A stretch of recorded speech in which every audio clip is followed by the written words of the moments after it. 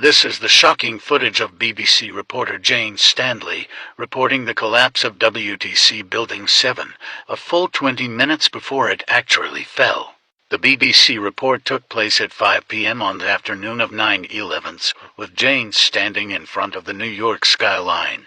Though Jane reports the collapse, the Salomon Brothers WTC-7 is quite clearly visible over her right shoulder. You can even make out the vents on top of the roof you see in the picture here.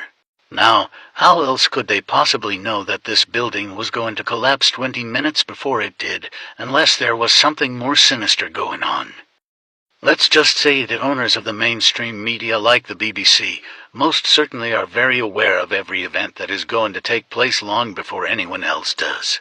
Take a look over the shoulder of Jane Stanley in this clip as she reports the collapse as WTC-7 stands right behind her. New York, you might have heard a few moments ago, was talking about the Salomon Brothers building collapsing.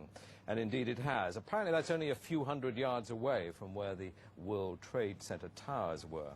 And it seems that this was not a result of a new attack. It was because the building had been weakened during this morning's attacks. We'll probably find out more now about that from our correspondent, Jane Stanley. Jane, what more can you tell us about the Salomon Brothers building and its collapse? Behind that, there's an empty piece of what was a very familiar New York skyline, a symbol of the financial prosperity of this city, but completely disappeared now, and New York is still unable to take on board what has happened to them today. Presumably there were very few.